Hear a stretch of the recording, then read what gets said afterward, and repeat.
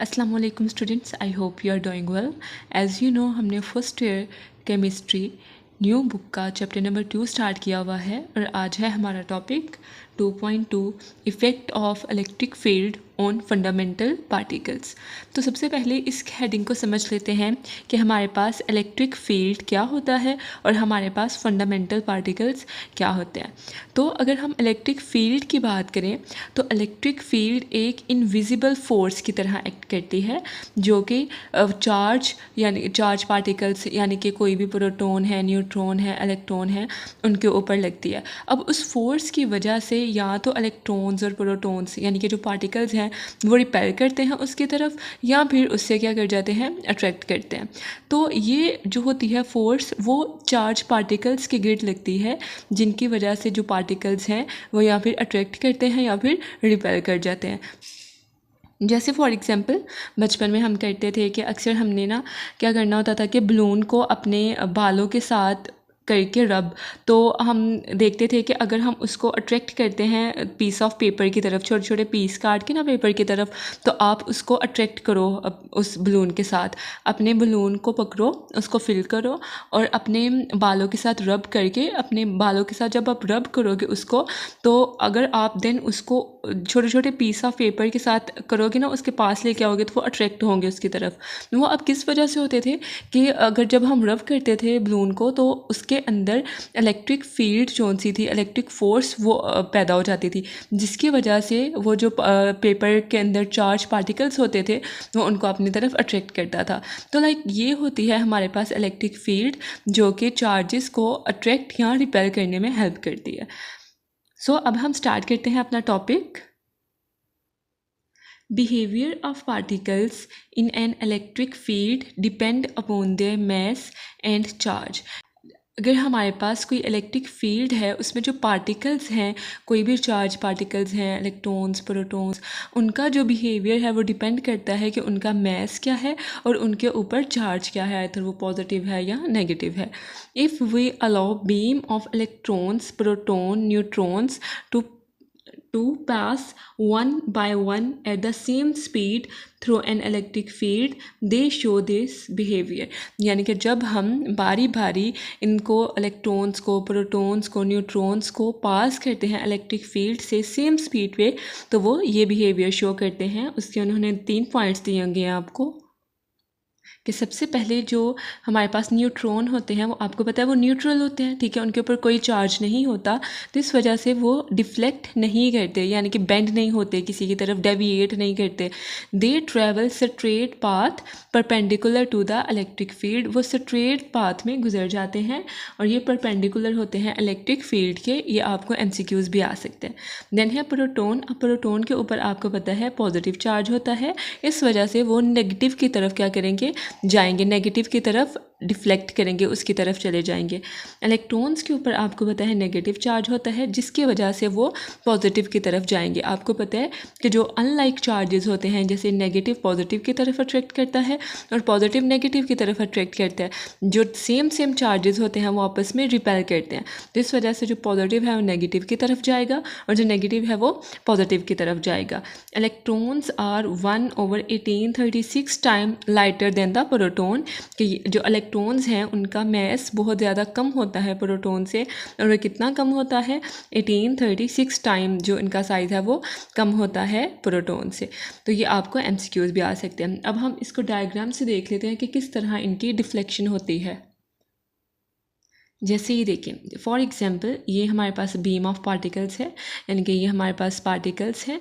अब देखिए ये हमने इलेक्ट्रिक फील्ड प्रोवाइड की गई है, ठीक है, ये पॉजिटिव, ये नेगेटिव है, ये पॉजिटिव है।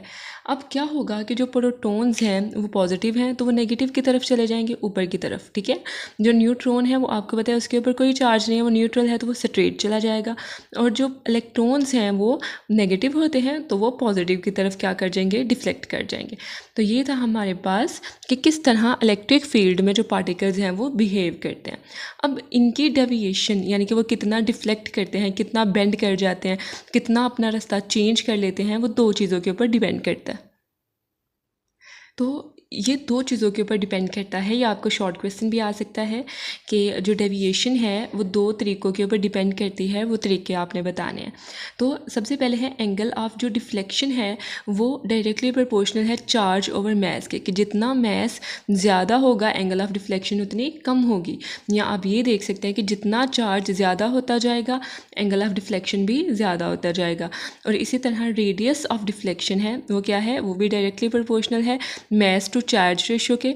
अगर आपका मैस ज़्यादा होगा तो रेडियस जो है वो डिफ्लेक्शन का जो रेडियस है वो ज़्यादा होता जाएगा। तो कहते हैं this is possible if we imagine after deflection particles move in a circular path.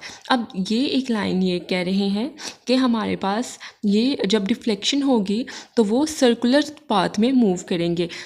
क्यों कि देखें फॉर एग्जांपल जो डिफ्लेक्शन होती है वो जस्ट एक टाइम तो नहीं होती कि मैंने प्रोटॉन को देखा और इलेक्ट्रिक फील्ड के अंदर पास किया तो वो सिर्फ एक टाइम में डिफ्लेक्ट हो गया, एक टाइम में उसने अपना थोड़ा सा पाथ चेंज किया तो वो बाकी रुक गया। ऐसा तो नहीं होता, वो डिफ्लेक्शन करता रहता है, वो अपनी रास्ता जो सा है वो चेंज करता रहता है, वो नेगेटिव की तरफ डिफ्लेक्ट होता जाता है। ठीक है, नेगेटिव की तरफ वो जाएगा प्रोटॉन।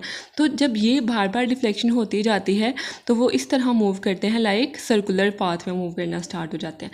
तो इस वजह से कहते हैं कि ये जो डिफ्लेक्शन है, डिफ्लेक्शन के बाद ये जो पार्टिकल्स हैं वो मूव करते हैं सर्कुलर पाथ में। तो ये था हमारा topic effect of electric field on fundamental particles. अब नेक्स्ट टॉपिक जो है आपकी बुक में वो है 2.2.1, जिसमें आपको एक टेबल नज़र आ रहा होगा। उसमें आपने याद करना है, वो एज MCQs भी आ सकते हैं। जैसे फॉर एग्जांपल प्रोटॉन का मैस नंबर क्या है, चार्ज क्या है, उसका रिलेटिव चार्ज क्या है। तो वो जो सारी वैल्यूज़ हैं वो आपने याद करनी है। वो आपको न्यूमेरिकल में भी आ सकती हैं, मतलब वो आपको न्यूमेरिकल्स में भी याद करनी पड़ेगी क्योंकि उसकी वैल्यूज़ पुट होती हैं। उसके अलावा वो आपको MCQs भी आ सकते हैं और वैसे भी वो वैल्यूज़ बहुत ज़्यादा इंपॉर्टेंट है, तो वो आपने अच्छी तरह से याद कर लेनी है।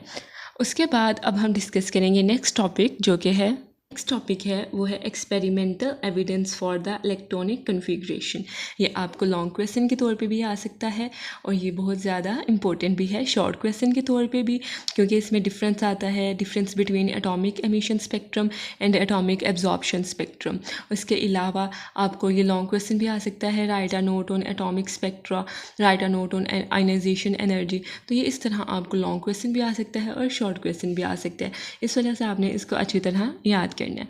अब हम डिस्कस करते हैं कि experimental evidence for the electronic configuration. अब इलेक्ट्रॉनिक कन्फिग्रेशन होती क्या है एक्चुअल में। जैसे फॉर एग्जांपल देखें कि ये हमारे पास एक एटम है, इसके अंदर होता है न्यूक्लियस और इसके इर्द गिर्द डिफरेंट एनर्जी लेवल होते हैं जिसके ऊपर डिफरेंट इलेक्ट्रॉन्स होते हैं, वो मूव कर रहे होते हैं ऑर्बिट्स में। अब ये जो इलेक्ट्रॉन्स हैं इनकी अरेंजमेंट कैसी है एटम्स में, किस तरह कौन से शेल में ये अरेंज हुए हैं, इसको स्टडी करना हमारे पास क्या होता है, इलेक्ट्रॉनिक कन्फिग्रेशन को स्टडी करना। तो अब हम देखेंगे कि इलेक्ट्रॉनिक कन्फिग्रेशन को किस तरह हम एक्सपेरिमेंट्स के थ्रू स्टडी कर सकते हैं। तो सबसे पहले है modern theory of electronic structure originate from Bohr model of atom. ये आपको MCQs भी आ सकता है कि जो इलेक्ट्रॉनिक स्ट्रक्चर है, यानी कि एटम में इलेक्ट्रॉन्स किस तरह अरेंज हैं, उनका स्ट्रक्चर किस तरह का है, किस एनर्जी लेवल में हैं, वो किस एनर्जी लेवल से बिलोंग करते हैं, उसका वो जो थ्योरी थी वो कहाँ से ओरिजिनेट हुई थी, बोहर मॉडल ऑफ एटम से। ये आपको MCQs भी आ सकते हैं। अब बोहर ने क्या बोला था, बोहर ने यही बोला था कि ये जो एटम होता है हमारे पास, इसके पास जो न्यूक्लियस होता है इसके इर्द गिर्द हमारे पास स्पेसिफिक शेल्स में हमारे पास इलेक्ट्रॉन्स जो से होते हैं वो अपने अपने एनर्जी लेवल्स में क्या होते हैं, पड़े होते हैं, जो कि फिर न्यूक्लियस के गिर्द रिवॉल्व करते हैं। अब हम बात करेंगे कि ये जो एविडेंसेस थे वो दो सोर्सेज से ड्राइव हुए थे, एक था एटॉमिक स्पेक्ट्रा और एक था आयनाइजेशन एनर्जी। आज हम सिर्फ एटॉमिक स्पेक्ट्रा के बारे में डिस्कस करेंगे, नेक्स्ट हम आयनाइजेशन एनर्जी को भी डिस्कस करेंगे। सबसे पहले अगर हम एटॉमिक स्पेक्ट्रा की बात करें तो एटॉमिक स्पेक्ट्रा होता क्या है, ये जो स्पेक्ट्रा लफ्ज़ है ये क्या एक्चुअली में चीज़ है। तो सबसे पहले अगर हम बात करते हैं एटॉमिक स्पेक्ट्रा की, तो स्पेक्ट्रा से हमें पता चलता है ये बात है स्पेक्ट्रम की। अब स्पेक्ट्रम क्या होता है, उसका क्या ताल्लुक़ है इससे, वो हम डिस्कस करते हैं। अब जैसे फॉर एग्जांपल ये सपोज़ करें मैंने एक स्पेक्ट्रोफोटोमीटर बनाया, अब इस स्पेक्ट्रोफोटोमीटर का क्या काम है कि कोई भी वाइट रे हमारे पास आती है, वाइट रे हम इस वजह से कह रहे हैं क्योंकि हमारे पास उसमें कोई भी कलर नहीं है। जैसे देखें, ये जो रे आई है, जब इसको हम स्पेक्ट्रोफोटोमीटर से पास करेंगे तो ये डिफरेंट कलर्स की फॉर्म में निकलेगी। जैसे एक वाइट रे है, वो 7 डिफरेंट कलर्स में रिलीज़ होगी, देन 7 डिफरेंट कलर्स में इमिट होगी और हर एक कलर की डिफरेंट वेवलेंथ होगी। जैसे मैंने लिखा है कि एक रो जो सी है वो 7 डिफरेंट कलर में आगे से इमिट होगी। अब देखें, जब जो 7 कलर हैं वो इस तरह होते हैं, red, orange, yellow, green, blue, इस तरह। और ये हमारे पास क्या होते हैं, 7 डिफरेंट कलर्स होते हैं। इसको आप इस तरह याद करते हो, रोए, गी, बीवी। तो इस तरह आप याद करते हो और हर एक कलर की अपनी अपनी वेवलेंथ की रेंज होती है। जैसे ये जो वायलेट कलर है, इसकी सबसे कम वेवलेंथ होती है, 400 से स्टार्ट होती है और मैक्सिमम आई थिंक 470 तक ये होती है। तो हर एक की अपना अपना जो होता है वो स्पेसिफिक वेवलेंथ होती है। ये एंड होती है 700 तक, 750 राउंड अबाउट तक ना। तो सबसे कम है हमारे पास 400। अब जैसे जैसे ये डिफरेंट कलर्स रिलीज़ होते हैं तो इसको हम कहते हैं कि ये क्या है, स्पेक्ट्रम हमारे पास डेवलप हो गया। जैसे फॉर एग्जांपल कि मेरे पास कोई भी गैस है, तो उसमें अगर हम कोई भी रेडिएशंस पास करवाएंगे या इमिट करवाएंगे या अब्जॉर्ब करवाएंगे तो हमारे पास एक स्पेक्ट्रम आएगा। तो अब हम डिस्कस करेंगे कि एटॉमिक स्पेक्ट्रा क्या होता है और एटॉमिक एमिशन स्पेक्ट्रम और एब्जॉर्प्शन स्पेक्ट्रम क्या होते हैं। तो एटॉमिक स्पेक्ट्रा फिर हम कह सकते हैं कि जब हम किसी भी एटम के स्पेक्ट्रा को, किसी भी एटम के स्पेक्ट्रम को डिस्कस करते हैं, उसकी डिफरेंट कलर्स को, उसकी वेवलेंथ को डिस्कस करते हैं, तो उसको हम क्या कहते हैं, एटॉमिक स्पेक्ट्रा कहते हैं। अब हम बात करेंगे एटॉमिक एमिशन स्पेक्ट्रम की। तो सबसे पहले डिस्कस करते हैं एटॉमिक एमिशन स्पेक्ट्रम को। तो element, when an element in its gaseous state is heated to a high temperature or subjected to a electrical discharge, radiation of certain wavelength is emitted। कि यानी कि जब भी किसी एलिमेंट को, जैसे फॉर एग्जांपल अगर हम हाइड्रोजन को डिस्कस कर लेते हैं, यहाँ पे हाइड्रोजन का स्पेक्ट्रम गिवन है। तो अगर फॉर एग्जांपल हमारे पास हाइड्रोजन है, उसको गैसियस फॉर्म में, ओके, आपने उसकी गैसियस फॉर्म लेनी है। अगर हम उसको हीट करते हैं हाई टेम्परेचर पे या फिर उसको इलेक्ट्रिकल डिस्चार्ज प्रोवाइड करते हैं, यानी कि उसमें करंट पास करते हैं, तो क्या होगा, उसमें डिफरेंट वेवलेंथ के रेडिएशंस इमिट होंगे। अब ये रेडिएशंस कहाँ से आती हैं ये हम डिस्कस करते हैं। जैसे फॉर एग्जांपल ये मैंने आपको बताया था कि इस तरह एटम के गिर्द डिफरेंट इलेक्ट्रॉन्स रिवॉल्व करते हैं इसके ऑर्बिट्स में, एटम के ऑर्बिट में। तो जब फॉर एग्जांपल एक जो इलेक्ट्रॉन है वो जंप करके दूसरे अपने हायर एनर्जी लेवल पे जाता है, तो क्या होता है हमारे पास कि वो एक्साइट हो गया, ठीक है। अब जब वो एक्साइट होके दूसरे हायर एनर्जी लेवल पे चला गया, अब वो नीचे भी तो आएगा ना जब उसकी एक्साइटमेंट ख़त्म हो जाएगी। तो जब वो अपने प्रीवियस एनर्जी लेवल में आएगा, यानी कि नीचे आ जाएगा दोबारा से, तो जो उसकी एनर्जी थी जो वो एब्जॉर्ब करके गया था दूसरे की तरफ, वो क्या करेगा, वो अब उसकी जो एनर्जी है वो इमिट होगी, रिलीज़ होगी, और वो किसकी फॉर्म में होगी, रेडिएशंस की फॉर्म में होगी। और वो जो रेडिएशंस हैं फिर उनकी अपनी क्या होगी, वेवलेंथ होगी। तो इस तरह हमारे पास क्या होता है कि रेडिएशंस इमिट होती हैं।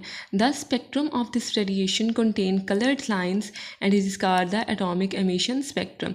कि आप फिर क्या करते हो कि उसको स्पेक्ट्रोफोटोमीटर में पास करते हो, तो आपके पास फिर डिफरेंट कलर्ड लाइंस जो सी हैं वो आपको शो होती है और आप कहते हो कि ये हमारे पास क्या है, एटॉमिक एमिशन स्पेक्ट्रम है। जैसे फॉर एग्जांपल ये आपके पास सोचे कि ये डिस्चार्ज ट्यूब है, इसके अंदर आपने डिफरेंट हाइड्रोजन के गैस मॉलिक्यूल्स रखे हुए हैं। आपने जब इसको हीट किया या आपने करंट प्रोवाइड की, तो डिफरेंट क्या होगी, रेडिएशंस क्या होंगी, वो इमिट हो जाएंगी और इनकी हर एक की अपनी अपनी स्पेसिफिक वेवलेंथ होगी। अब देखें, ये आपको एक इसका स्पेक्ट्रम शो हो रहा है।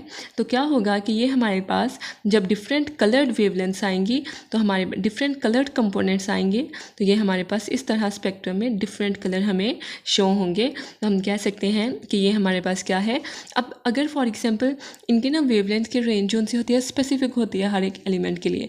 जैसे हाइड्रोजन की है ना, तो उसकी स्पेसिफिक होगी, नाइट्रोजन की है वो अलग होगी, सोडियम की है वो अलग होगी। तो हर एक की अपनी अपनी अपनी वेवलेंथ की रेंज आती है। अब जब हम इसको पास करते हैं ना स्पेक्ट्रोफोटोमीटर से, तो जो हमारे पास रेंज आती है ना हमारे पास वेवलेंथ की, तो उससे देख के हम अंदाज़ा लगाते हैं कि ये स्पेक्ट्रम हमारे पास किसका आया है, ये हाइड्रोजन का है या नाइट्रोजन का है। अगर हमें स्पेसिफिक एलिमेंट का नहीं पता और हम इसको देखना चाहते हैं कि ये कौन सा मॉलिक्यूल है, ये कौन सा एलिमेंट है, तो हम इस तरह फिर अंदाज़ा लगा सकते हैं वेवलेंथ के ज़रिए कि ये किसका स्पेक्ट्रम आया है। तो ये फिर इस तरह का ये वाला एलिमेंट या एटम हो सकता है। तो अब हम बात करते हैं एटॉमिक एब्जॉर्प्शन स्पेक्ट्रम की। When a beam of white light is passed through a gaseous sample of an element in cooled state, certain wavelength is absorbed. अब क्या होता है कि एब्जॉर्प्शन स्पेक्ट्रम में ना आपने हीट नहीं देना होता उसको। आप इसमें सिंपल क्या करते हो कि हमारे पास ये सोचे डिस्चार्ज ट्यूब है, इसमें हमारे पास डिफरेंट क्या है गैस मॉलिक्यूल्स हैं, जैसे हाइड्रोजन के लगा लें, हाइड्रोजन एलिमेंट के क्या है हमारे पास गैसेस फॉर्म में वो। अब आपने इसके अंदर एक बीम ऑफ लाइट जो है वो पास की है। अब कुछ जो है वो अपने अंदर, कुछ जो एटम्स हैं ना वो अपने अंदर ये जो लाइट है उसको अपने अंदर एब्जॉर्ब कर लेंगे और कुछ को वो क्या कर देंगे रिलीज़ कर देंगे। जैसे फॉर एग्जांपल मैंने 2 पास करवाई और एक उसने एब्जॉर्ब कर ली और एक उसने रिलीज़ कर दी। अब ये जो रेडिएशन आई है हमारे पास, ये जब हम स्पेक्ट्रोफोटोमीटर से पास करेंगे तो हमारे पास क्या होगा, डिफरेंट कलर्ड कंपोनेंट्स आएंगे, डिफरेंट कलर्स के हमारे पास कंपोनेंट्स आएंगे।